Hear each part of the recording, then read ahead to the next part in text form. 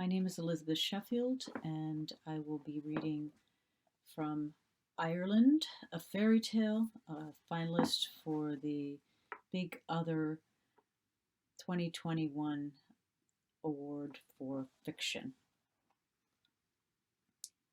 That was the last I saw of Kevin. One of the clean sisters identified the body, which was too battered by the beating to permit an open casket at the wake. Cloaked in my widowhood, Kevin's kid clutched like a Kevlar shield to my breast.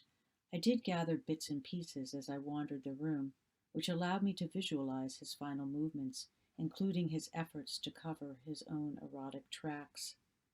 "'Twas at the pub that night," he told us. "Apparently she met the prod poof at the linen library. Gay as the day is long, I heard. An innocent enough beginning, though you have to wonder about her hoofing all the way down there in her condition. Just poetry 'twas, but you don't go reading poetry to another man's wife, especially in his own home. Kev only meant to give the wee prick a warning. Fair enough. If only he'd brought along a few mates instead of raging over to Shankill to confront the scut all on his own. They say our man never even caught up with the orangey fairy. 'Twas the street brigade that got him.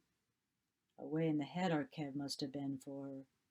An insult, to be sure, but 'twas only poetry. She ain't worth it if you ask me. True.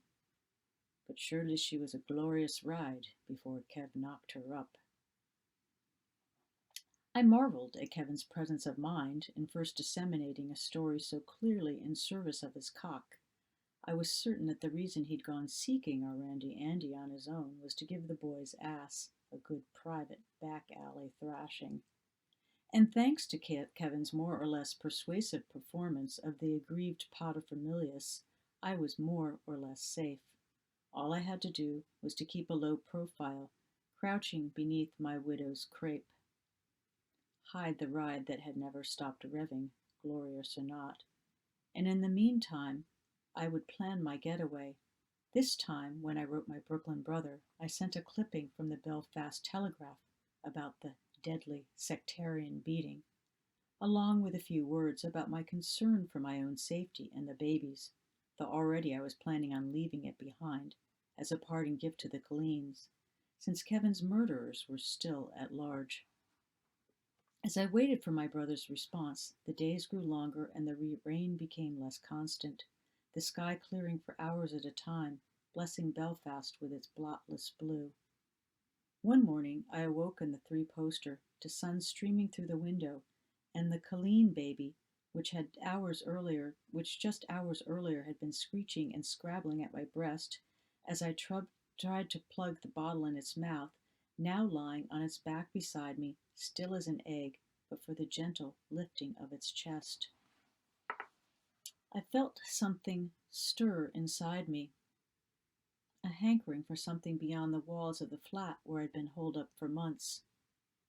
The phrase, "kick up your heels," popped into my head, though I'd probably never used it in my life, and soon I found myself bouncing the big rubber-wheeled perambulator, another Colleen hand-me-down, along the Malone Road. I even brought my checkbook along, having tucked it into the nylon pocket behind the pram's hood. In the Botanic Park, I spotted an unoccupied bench in front of a row of hedges flowered with clusters of tiny white blossoms. Bits of bread littered the gravel in front of the bench, the remains of someone's breakfast bun. As I parked the pram on the gravel in front of the bench, I caught a strong, fetid odor, and I realized that the smell was wafting over from the flowered hedges. I considered moving on to find another bench, but the Colleen baby, which had begun to stir as I'd entered the park, whimpering if not yet squalling, had suddenly gone quiet, its squirming form inert. So I sat down, closed my eyes, and tilted my face to the morning sun. The smell of the hedges was unsettling, simultaneously arousing and repellent. It was like sex and the end of sex, like a cunt full of jism and a spade full of dirt. And I wondered what the hedges were, as well as what sort of flying thing the flowers attracted, if any.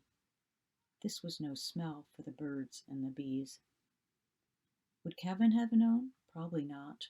The botanical world had held no more interest for him than a convenience store, its products provoking incurious appreciation at most. Sampling cider in a gift shop during our upstate apple picking expedition, he'd been surprised to learn that it came from apples, not a tap at a bar. Christ, he'd complain, you can't even pull a buzz out of that plant piss. I missed Kevin, or at least the Kevin for whom nothing had existed but as a potential means to get off. I inhaled, taking in the smell of the white-flowered hedges that was like sex and like the end of sex, like the smell that had wafted up from Kevin's grave at the Belfast City Cemetery. I missed Kevin and regretted his death, but that didn't mean that I would never have sex with anyone ever again. In fact, I could probably have it with Andy another time or two, if I wanted, before I left. Just a few nights ago I had seen him through the window, standing in the yellow glow of the street lamp, staring fixedly up at the flat, staring as if readying to propel himself up and through the panes in a shower of shattering glass. But for me, the frenzy, the frantic urge, the short-circuiting of all foresight and inhibition, that was gone, at least for now. I'd pulled the shade and gone to bed, saving myself for less risky lovers, back home.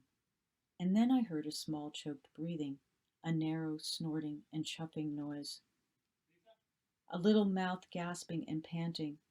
I opened my eyes and peered into the pram, but the Colleen baby was still peacefully sleeping, its features shadowed by the hood. And anyway, the noise was coming from the other side of the bench, though now it was more of a scrambling and scuffling, the source of which exploded into view, a twisting, shifting flurry of pelted limbs and torsos, long black-tipped ears and bob-white tails, which a second or two later resolved into two rabbits, the largest and leanest I'd ever seen, bigger than the Colleen baby and way more active, as they reared up and began jabbing at each other with stiff, prong-like forearms, mouths closed, faces expressionless, like furry gimp masks with holes cut for the unblinking golden eyes. The fight, or whatever it was, didn't last long. A magpie swooped down after a bit of nearby bread, and both rabbits bolted in opposite directions. One disappeared entirely into a clump of pink flowering shrubs that looked like rhododendrons further along the path, while the other remained in sight. It stood on its hind legs and sniffed, and after a moment or two loped in the direction of the rhododendrons or whatever they were, vanishing after its fellow into the foliage. I turned and pulled my sketchbook out of the pocket of the pram, intending to sketch the boxing rabbits from memory. When I looked up again, I saw that they were back, and now both were stationed about 15 feet away from where I sat, in a circle of mown grass on the other side of the path, one atop the other, still but for the upper's hips, juddering like an engine. For less than 30 seconds they stayed like that, and then they broke apart, each halting a few yards away from the spot of their tryst, nibbling at the grass as if nothing had transpired between them at all. But a little while later they were at it again, even as the mounted rabbit continued to pluck at the grass, seemingly oblivious to the frenetic pumping of the other. Like before, the coital connection lasted less than half a minute, and both rabbits fell to grazing until, as if responding to some internal cue or timer, the one hopped back to the other and had resumed its rapid-fire rutting. This continued 6 times more, and though I didn't have a watch, it seemed to me that I could anticipate the length of the intervals between the matings, as well as the length of the mating themselves, as if the whole process was entirely mechanical and automatic, a claymation animal sexcapade, like some obscene battery commercial, played over and over again. Though these rabbits, unlike any I had ever seen back home, were no bunnies. Hares, I suddenly realized they were hares. But in the end, just one remained on the green, the other having gone off again into flowering shrubs, which probably weren't rhododendrons because the flowers were too small, just as the Colleen baby woke up and began to cry. A single, solitary hare. I don't know which one it was, the male or the female, the top or the bottom. It could have been either. I couldn't tell. The hare went on nibbling at the grass as the Colleen baby cried, louder and louder, its keen racking, the soft spring air.